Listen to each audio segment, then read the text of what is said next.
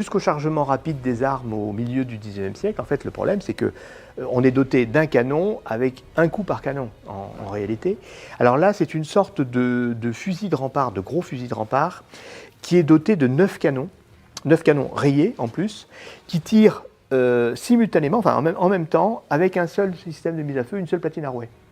On est au début du XVIIIe siècle. Donc c'est une arme inamovible, hein, comme vous l'avez vu. Elle était certainement fixée à un trépied ou sur un parapet, donc on l'utilise d'une position fixe.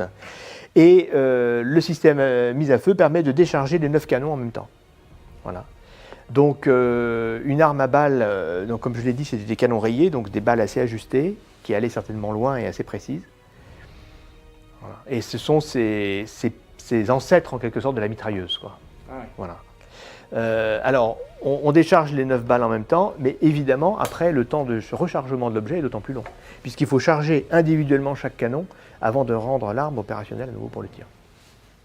Ah, c'est vraiment très lourd et assez Ouais, impressionnant. c'est très lourd. Ouais, c'est très lourd. C'est des canons d'assez gros calibre en plus, donc certainement conçus pour une assez grande portée.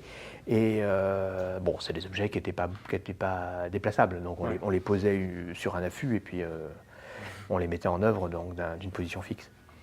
Ah, ça reste impressionnant. Voilà. Parfait. Donc ces espèces de tentatives. Alors, est-ce que c'est vraiment fiable? A priori, l'objet a été utilisé puisqu'il y a la trace à l'embouchure d'une balle qui a été reçue par l'objet, donc certainement il a été exposé au feu. L'espèce de cercle a été réparé, mais on a la trace d'un des canons qui a été d'ailleurs rendu inutilisable et déformé par une balle extérieure.